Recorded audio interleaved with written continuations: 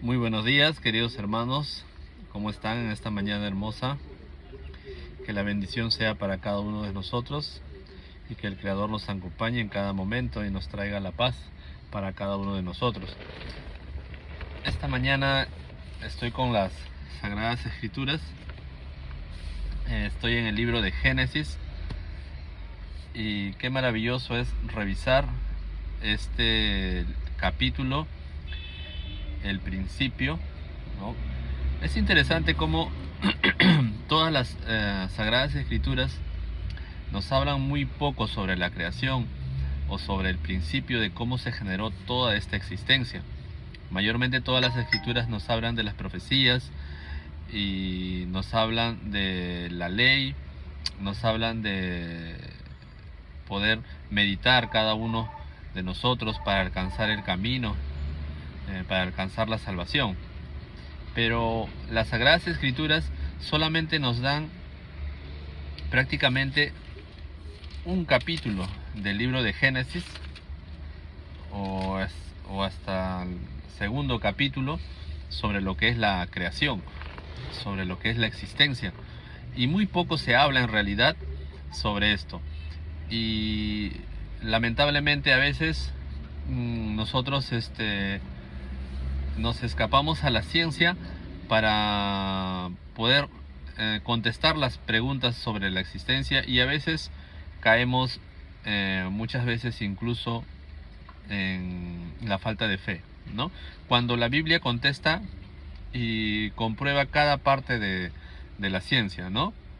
La Biblia, antes de que se haya descubierto en la ciencia, la Biblia ya nos lo decía. Nos lo decía que la Tierra era redonda antes que la ciencia lo haya dicho. Sobre la creación incluso de los dinosaurios también, es increíble, pero también las Sagradas Escrituras hablan sobre eso. Sobre la materia, sobre el espacio y el tiempo, que también está en el primer versículo. Y cuando contrasto esto con la ciencia, pues es muy interesante para poder respondernos a cada uno de nosotros sobre el autor de la creación, ¿no? Porque la creación no lo hizo ningún ser humano, ¿no? No lo hiciste tú, no lo hice yo. La creación ya estaba y seguirá estando incluso cuando no estemos nosotros, ¿no? Gloria sea al Señor. Génesis 1:1 dice: en el principio creó Dios los cielos y la tierra. Es increíble este primer versículo lo que encierra, ¿no? Hablaríamos mucho sobre esto e incluso me falta la capacidad para poder transmitirlo, porque una cosa es haberlo entendido o verlo o haberlo aprendido de otras personas, pero una cosa muy diferente y mucho más tedioso y difícil es poder transmitirlo. Pero con la ayuda del Señor voy a poder compartir con ustedes algunos alcances. ¿Qué vemos acá? Por ejemplo, en el hebreo dice Bereshit bara Elohim et hashamayim be'et haaretz, que significa y que nos da el alcance sobre el tiempo, el espacio y la materia. Pero ¿dónde? ¿Dónde, hermano, está el tiempo, el espacio y la materia? Pues cuando la Escritura dice en el principio, estamos hablando del tiempo, ¿no? Creó Dios los cielos. Cuando habla de cielos, está hablando del espacio. Y cuando dice y la tierra, está hablando de la materia. Tiempo, espacio y materia, tres principios de la física sin las cuales no existiría absolutamente nada, ¿no? Tenemos conocimiento por el colegio, ¿no? ¿Qué es materia? Todo lo que ocupa un lugar en el espacio. Yo soy materia, tú eres materia. El dispositivo que estoy utilizando para transmitir es materia. Todo es materia, ¿no? ¿Y qué es espacio? Pues es el lugar que ocupa la materia. Y el tiempo, pues el tiempo es sobre lo que nosotros estamos dentro del tiempo, ¿no? El tiempo no perdona, ¿no? Aunque una canción pagana dice el tiempo no perdona, porque el tiempo avanza y todo lo que pase continúa, ¿no? Es el tiempo. ¿Qué quiere decir esto? Que el creador dice, en el principio creó Dios los cielos y la tierra. Entonces, en la transliteración, para Dios es Elohim, ¿no? Elohim. Acá el término Elohim significa poder sobre todo poder, ¿no? También significa juez, ¿no? Y quiere decir que Él creó el tiempo, el espacio y la materia. Siendo así, el creador está fuera de Él. Él no puede estar dentro, o el tiempo no lo puede contener. Él está en lo que se llama el tiempo eterno, ¿no? Nosotros estamos en el tiempo cronos, estamos limitados por el tiempo, pero más Él está fuera del tiempo, ¿no? Por eso dice que Él es eterno y está fuera de la materia y fuera del espacio. Eso quiere decir que nuestro creador no participa en su plenitud en este mundo terrenal. Es algo difícil de comprender porque también somos limitados en eso, ¿no? No podemos... A veces nosotros creemos que las Sagradas Escrituras es para nosotros estudiar al Creador, ¿no? Para poder saber todo sobre Él, pero no. En realidad, las Sagradas Escrituras es una instrucción, una dirección y una enseñanza, ¿no? Eso es lo que es Torá, por ejemplo, la ley en hebreo, ¿no? ¿Qué quiere decir? Las Sagradas Escrituras nos van a ayudar para que nuestra vida sea mucho más llevadera en este mundo, para que sea próspera y para tener paz, para tener ese shalom, esa plenitud. Y también nos da alcance sobre nuestro Creador, ¿no? Claro que sí, pero no en toda la plenitud. La misma Escritura dice que todos los secretos no se nos son otorgados, sino parte de ellos que son suficientes para caminar. Mas sin embargo, incluso también dice que en la eternidad, seguiremos conociendo al Creador, ¿no? Entonces, cuando a veces queremos mediante la Escritura saberlo todo, pero no, tenemos limitantes. Pablo también lo decía, ¿no? Porque en parte conocemos, ¿no? En parte profetizamos, pero llegará en el día que cara a cara será diferente, ¿no? Todo es en parte. Entonces tenemos que tener humildad, ¿no? Y tenemos que pedir al Eterno que nos dé sabiduría para seguir aprendiendo. Y esto ni siquiera nos alcanzaría nuestra vida terrenal para seguir aprendiendo sobre las Sagradas Escrituras. Entonces tenemos que tener mucha humildad en esa parte. Ahora, volviendo al tema, decíamos que Elohim es poder sobre todo poder. También el término im, que finaliza, también tiene que ver con pluralidad, le dicen, ¿no? Pero ahí hay un choque entre unicitarios y trinitarios, ¿no? Para que lo tengan en cuenta. No voy a hablar netamente. Si yo hablara netamente sobre Trinidad, ¿no? Como un trinitario, diría, ahí está la pluralidad del Eterno, que son tres. Y si yo hablaría netamente como un unicitario, diría, aquí no hay ninguna Trinidad, ¿no? Porque el término in no solamente significa pluralidad, sino significa darle un honor mucho más allá, un honor al término, ¿no? Quiere decir, si Elohim significa el Eloah, la palabra Eloah significa poder, significa juez, el término in sería poder sobre todo poder, ¿no? Eso es lo que enfatizaría un unicitario. Y un trinitario enfatizaría que el término in es pluralidad, y ahí se establece que hay tres personas en uno, ¿no? Estoy dando ambas perspectivas para quedar en un punto neutral, ¿no? No quiero tomar parte ni de una ni de otra parte, sino más que nada hacerlo un tema académico para tener conocimiento. Es bueno tener conocimiento de todos los puntos de vista.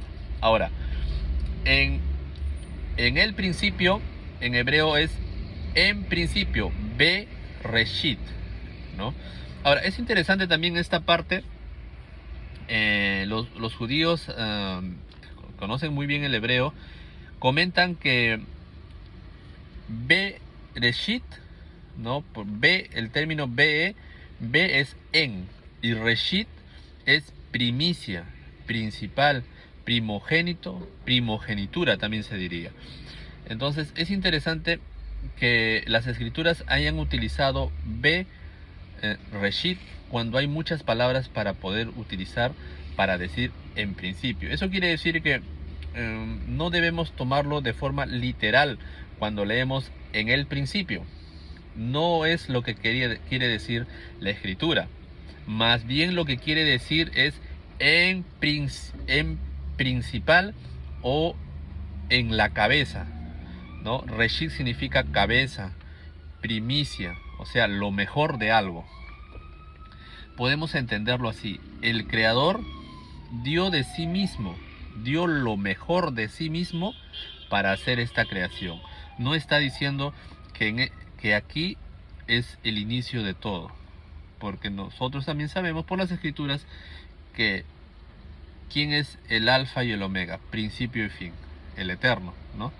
Entonces acá no es el principio de todo, ¿no? Y es lógico, porque estamos hablando de un mundo físico, de un mundo terrenal, y obviamente hay un mundo espiritual también, ¿no? Y a veces pensamos que cuando vamos a la primera página de nuestras escrituras estamos viendo el inicio de todo, pero no es así.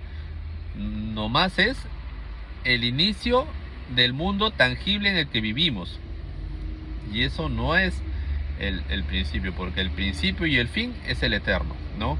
Él es el eterno. Por eso es que se utilizó la palabra Reshit, Bereshit, en principal, en primicia, en la cabeza, ¿no? Y nos da un enfoque también de que el Creador dio de sí mismo para poder hacer toda esta creación. Entonces, ¿cómo es que el Eterno dio de sí mismo? Pues mediante lo que conocemos como Dabar. Dabar es en hebreo, en arameo es Memra, en griego es Logos, ya van recordando, y en nuestras escrituras se conoce como verbo o la palabra. Ahora sí lo entienden, ¿verdad? El verbo. Por eso dice, en el principio era el verbo. ¿Recuerdan el libro de Juan? Que dice, en el principio era el verbo. El verbo era con Dios y el verbo era Dios. Ahora se entiende esa parte, ¿no? ¿Qué quiere decir? Que en Bereshit acá era el verbo, ¿no? Y el verbo era con Dios y el verbo era Dios, él mismo. O sea, el Creador de sí mismo dio lo mejor, la primicia, ese es el verbo, ¿no? Y mediante el verbo hizo toda la creación. Eso también lo dice el libro de Juan, ¿no? Porque todas las cosas fueron hechas por medio de él y para él. Él es la vida, ¿no? Maravilloso lo que Juan enseña, pero no lo podemos entender si no lo cruzamos con Génesis. ¿Se dan cuenta? Acá se está hablando de la creación. Entonces, ¿cómo es que se crea todo esta existencia? ¿Quién lo hace? Pues el verbo, ¿no? Por medio del verbo se hace toda esta maravillosa creación, ¿no? Y bueno, pasaje más adelante vamos a ver que la cúspide de la creación para lo que se hizo pues fue para el hombre, ¿no? Muy bien, volvamos a Génesis 1:1.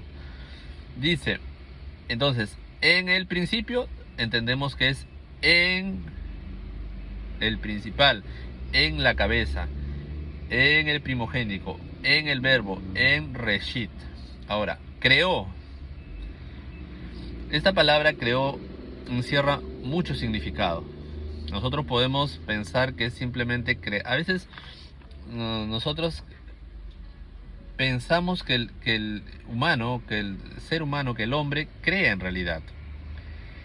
Y puede ser ¿no? en nuestro idioma, en nuestro entender, que sí crea, pero es que realmente no crea.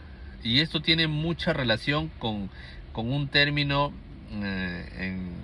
que es sobre la materia, científicamente comprobado, ¿no? ¿Qué dice? Recuerden en el colegio que dice, la materia no se destruye, solo se transforma, ¿correcto? Entonces, el ser humano más que crear es alguien que transforma la materia de forma muy inteligente. ¿Por qué? Porque es imagen y semejanza del creador, lo vamos a ver más adelante también, ¿correcto? Entonces, es un transformador, ¿no? Transforma todo y va haciéndolo más sofisticado de acuerdo al tiempo que va adquiriendo experiencia. Pero si hablamos bíblicamente de crear y crear, pues el creador es uno solo. Cuando dice bará, el término bará en hebreo de crear, creó, está hablando de crear de la nada. Y cuando hablamos de la nada, incluso hablamos de la misma nada, ¿no? Crear de la nada, absolutamente de la nada. Y acá hay algo que también se puede relacionar con lo que los científicos hablan sobre la creación, ¿no? ¿Cuál es la teoría más acercada, digamos, o que tiene más peso sobre la creación? La teoría del Big Bang, que dice que en algún momento se acumuló tal cantidad de energía y que hubo una explosión, ¿no? Y eso fue el inicio de toda la creación. Eso es más o menos lo que dice la teoría del Big Bang, ¿no? Que es mucho más complejo, pero para resumirlo, es una energía que se acumuló en un momento, en un tiempo, y explotó. Y de ahí se empezaron a formar todas las formas de vida. Si nosotros nos podemos pensar bíblicamente, ese es el momento en el que el creador hace bará, crea. En un instante crea todo. Pero lo hace de la nada, absolutamente de la nada. Y es el creador el único que puede hacerlo, puede hacer eso, porque él es el creador.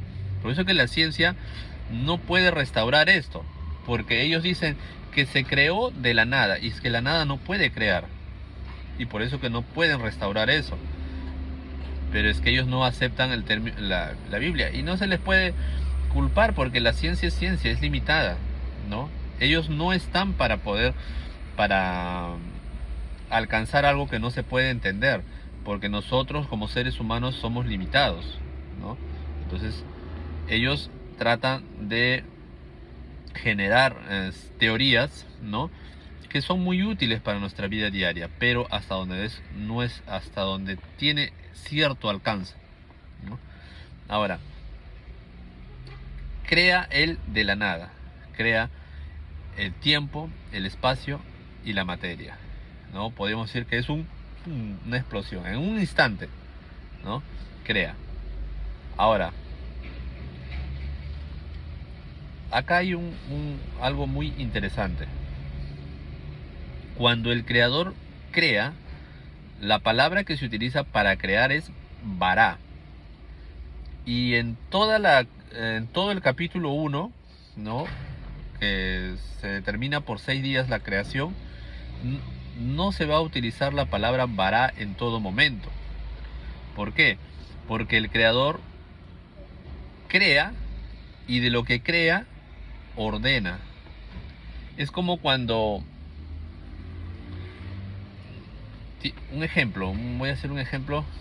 Por ejemplo, un albañil, ¿no?, tiene todos los materiales. Tiene ladrillos, tiene cemento, tiene tierra, fierro, lo que sea. Ya están los materiales, están creados, ¿no? Existen. Pero durante el trabajo, el proyecto, va a comenzar a hacer la mezcla, va a remojar el ladrillo, va a poner ladrillo sobre ladrillo y va ordenando, ¿no? Va ordenando, va sacando, limpiando, haciendo hoyos, amarrando los fierros, poniendo las columnas y va acomodando, ¿no? Entonces es así que el creador también no está creando en todo momento. Hay 3 puntos importantes donde hace la creación. Y de esa creación, de esa materia que ha hecho, él va ordenando. Por ejemplo, vamos al versículo 2. Después que vamos a verlo como un Big Bang, este primer versículo, ¿no? Todo estaba desordenado. Y eso lo dice en el versículo 2. Y la tierra estaba desordenada y vacía. ¿Te dan cuenta? Él hizo la creación, él ya creó ahí. En el principio creó Dios los cielos y la tierra. Establece tiempo, espacio y materia. Y cuando hablamos de materia, pues hablamos de todo, ¿no? Hablamos de todo tipo de materia. Entonces, y la tierra estaba desordenada y vacía, dice. Ahora, este término es muy interesante. Nosotros tenemos que entender también que cuando revisamos las escrituras, a la vez que vemos una forma de entender la creación, también tenemos que llevarlo a nuestra vida espiritual, ¿no? Porque la Torá o las Sagradas Escrituras nos enseñan mucho de nosotros mismos también. Acá la palabra desordenada y vacía en hebreo es tohu bohu. Tohu bohu. ¿Y qué significa? Que estaba sin propósito, ¿no? O sea, la tierra, todo lo que había hecho el Eterno estaba sin propósito. ¿Y qué cosa es estar sin propósito? Pues toda la creación estaba tan desordenada y desparramada que todavía no tenía un propósito, ¿no? Tenía muchas cosas que hacerse para que tenga un propósito y un fin. Y eso nos puede enseñar también mucho de nuestra vida. A veces nosotros sentimos miedo, temor, sentimos angustia, sentimos estrés. ¿Por qué? Porque no estamos enfocándonos en nuestro propósito, ¿no? Tenemos que pensar cuál es nuestro propósito, cuál es lo que el Eterno quiere de nosotros, ¿no? Porque a veces vamos por ahí simplemente anocheciendo y amaneciendo, ¿no? Es lo que yo le digo, anocheciendo y amaneciendo, anocheciendo y amaneciendo. A veces trabajas incluso en una empresa y despiertas asustado y te vas corriendo a trabajar, contar que llegues temprano y pasan toda la tarde y termina el día y ya es de noche y te regresas y te duermes y todos los días pasan así y ni te das cuenta que cuánto tiempo ha pasado, ¿no? Entonces eso tiene que ver también con el tema espiritual. Y la tierra estaba desordenada y vacía, y las tinieblas estaban sobre la faz del abismo, ¿no? Cuando hay tinieblas, cuando algo está desordenado, cuando está algo con falta de propósito, siempre se establecen las tinieblas. Albert Einstein decía que la oscuridad no existe, ¿no? Que simplemente es una falta de luz, ¿no? Interesante. Y bíblicamente también lo podemos ver acá. Dice: y el Espíritu de Dios se movía sobre la faz de las aguas, ¿no? ¿Y qué dijo el Creador? Y dijo el Eterno, en el versículo 3, sea la luz, y fue la luz, ¿no? Nuevamente el tema espiritual acá. La palabra luz en hebreo es or. Y es interesante que vemos en el versículo 3 la palabra luz, y todavía no hemos finalizado el primer día. Mas sin embargo vamos a ver que en el cuarto día recién el Creador establece el sol y la luna para que haya luz en la tierra. Entonces, ¿de qué luz estamos hablando acá? Cuando hablamos de la palabra or en hebreo, más que la luz artificial, la que tengo en este momento, por ejemplo, ¿no? La que va a entrar por la ventana, más que esta luz, ¿no? Más que esta luz, hablamos de la sabiduría, ¿no? Esa sabiduría que solamente el Eterno la tiene en abundancia y por su misericordia entrega al ser humano porque es imagen y semejanza, pero a veces lo olvidamos, ¿no? Dice el libro de Proverbios que la sabiduría va por las calles rogando a que tú puedas hacerte de él. Necesitamos sabiduría para hacer cada cosa de nuestras vidas, ¿no? Necesitamos la sabiduría para poder edificar un hogar. Necesitamos sabiduría para poder iniciar un proyecto. Necesitamos sabiduría para poder atender a nuestros hijos. Necesitamos sabiduría para cualquier cosa que hagamos, porque es lo principal. Sin sabiduría no se puede hacer algo de una forma óptima, ¿sí?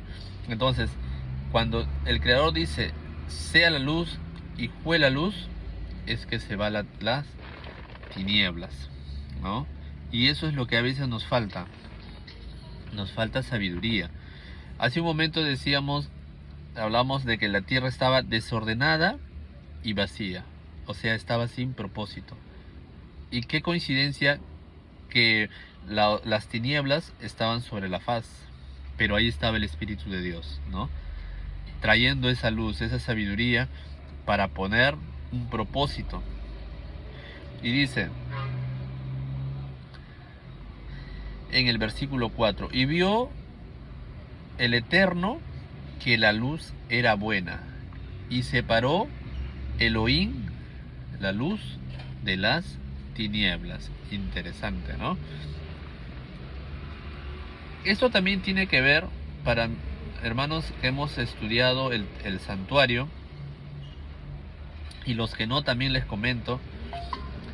El santuario, el tabernáculo en el desierto, tenía 3 espacios: el atrio, el lugar santo y el lugar santísimo.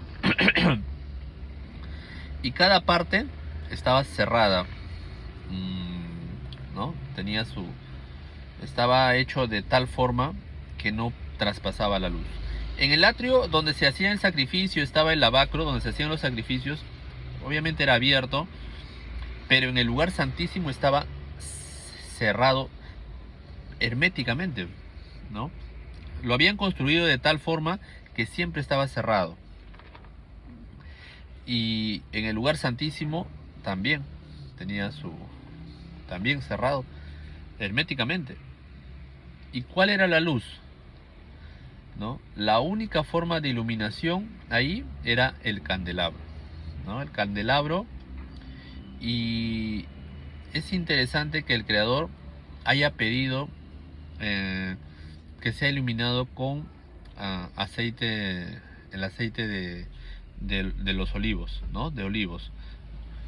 Con ese aceite se iluminaba el lugar santo y el lugar santísimo. No había otra forma de ser iluminado. No se permitía el ingreso de la luz del exterior, ¿no? Y eso tiene también un mensaje muy interesante. No es en vano cada cosa que pasaba en el tabernáculo. El Eterno no permitía una luz del exterior, sino solamente la que alumbraba por medio del candelabro. Y eso era encargado a los sacerdotes, que siempre tenía que estar iluminado. El aceite de oliva representa el Espíritu Santo, ¿no? El Ruach HaKodesh, ¿no? En ese hebreo. Y representa la sabiduría. Representa de que no era iluminado por la luz exterior. De igual forma es que el Eterno se hace de esta luz, ¿no? Para diferenciar de las tinieblas. No estamos hablando de una luz exterior, ¿sí? Eso es algo para tenerlo muy en cuenta. Y si revisamos, los invito a revisar los pasajes, se van a dar cuenta de que en el 4.º día recién se establecen las lumbreras. Un momentito, permítanme, por favor.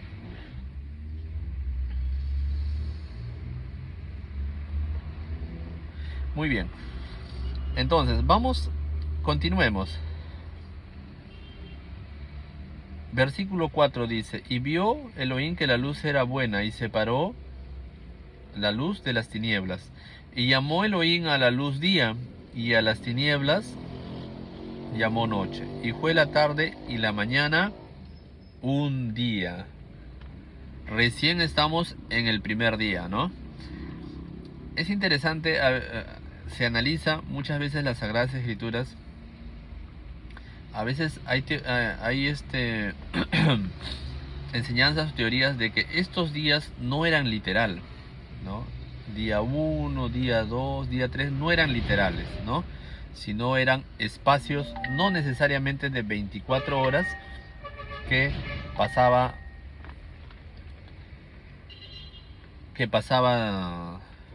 que habían pasado, sino tiempos no necesariamente 24 horas, sino que se establece para dar una enseñanza. Bueno, son posturas, es respetable. Algunos dicen que son días literales, es respetable. Es más que nada, más que caer en una en una pelea, ¿no? Es más que nada aprender el tema espiritual y lo que nos va a ayudar para nuestro día a día, ¿no? Acá podemos ver que el Eterno es el supremo creador de toda la existencia, de que en las Sagradas Escrituras nos ayudan durante el tiempo a contrastar incluso lo que dice la ciencia. Y hay muchas cosas que seguramente la ciencia va a seguir encontrando y que va a seguir corroborando y va a seguir dándole razón a las Sagradas Escrituras. Hemos visto este primer día. Otra cosa que también quería decir es, por ejemplo, en el versículo 1 donde dice Bereshit bara Elohim. Los unicitarios indican también que no hay Trinidad aquí, porque si hubiese Trinidad no sería bara, sino sería Barú en el hebreo, ¿no? Entonces esto es algo también que los unicitarios indican. Ustedes saben que hay ese debate, ¿no? Entre unicitarios y trinitarios. Es bueno escucharlos a ambos, ¿no? Y aprender. Eso es lo más importante, aprender. Y más de ver que unicitarios, trinitarios, más que nada buscar cosas importantes que nos ayuden a nuestro día a día, a nuestra manera de vivir. En este caso, aprender sobre la sabiduría. Yo creo que es lo más importante, la luz. La luz aquí que nos enseña en el versículo 1, 2, 3, que es incluso 4, y termina en el versículo 5, entender que esta luz es la sabiduría y nosotros debemos poner sabiduría en todo lo que nosotros hagamos. A veces en alguna contienda, en alguna riña, entre hermanos, alguna disputa, ustedes o nosotros, todos debemos buscar la sabiduría, ¿no? Y en vez de seguir echando leña al juego, apaciguar más bien, ¿no? Apaciguar esto y buscar la paz y la armonía entre cada uno de nosotros, más que nada si nos hacemos llamar cristianos, porque solo somos piedra de tropiezo si buscamos riñas o peleas. Bueno, hasta aquí lo voy a dejar, el primer día de la creación. Voy a continuar en otro video para hablar del segundo día. Ves que es bastante amplio a veces tomarnos nuestro tiempo y es lo que me gusta, examinarlo así al detalle. Muchísimas gracias por su atención, de cada uno de nosotros, de ustedes, de los que me escuchan, y quería haber compartido esto y que la bendición sea para cada uno de nosotros. Que el Eterno siga iluminándonos, bendiciéndonos y nos dé la oportunidad día a día de poder compartir su palabra.